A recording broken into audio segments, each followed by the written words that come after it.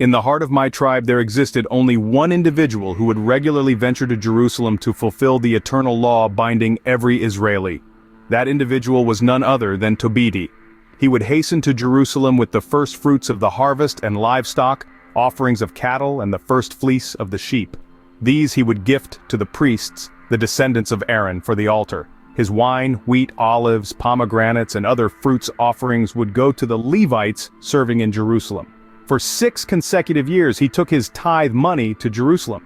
Every 3 years a third of this tithe would go to the orphans, widows, and strangers living among the Israeli people as gifts.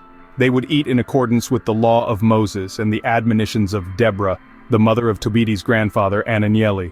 Tobiti had been left an orphan after the death of his father. As Tobiti matured into an adult, he married Anna, a woman from his tribe, and they were blessed with a son named Tobiah.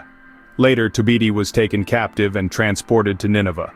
Whilst living in Nineveh, his relatives and all his fellow Jews were eating the food of the non-Jews, but Tobiti refused to partake in the same. Because he adhered to the commands of the God above wholeheartedly, God made King Shalmaneser favor and care for him, even giving him the responsibility of purchasing the king's food. Before the king passed away, Tobiti would frequently travel to Media to purchase items for him. During a visit to Rage in Media, he left several bags of money with Gabaeli, the brother of Gabria, for safekeeping. The bags contained more than 300 kilos of copper coins. Upon the death of Shalmaneser, his son Sennacherib took the throne. Bandits began to appear on the roads of Media, preventing Tobiti from returning. While Shalmaneser was still in power, Tobiti was of great help to his poor fellow Jews. He gave his food to those who were hungry and provided clothing for those who were naked. Every time he found the body of one of his people thrown outside the city wall, he would pick it up and bury it respectfully. When King Sennacherib began executing people who had fled to his country from Judea, Tobiti would secretly bury them. The king killed many people in his anger. When he later searched for the bodies, he could not find them. Then a man from Nineveh informed the king that Tobiti was the one burying the slain Israelis.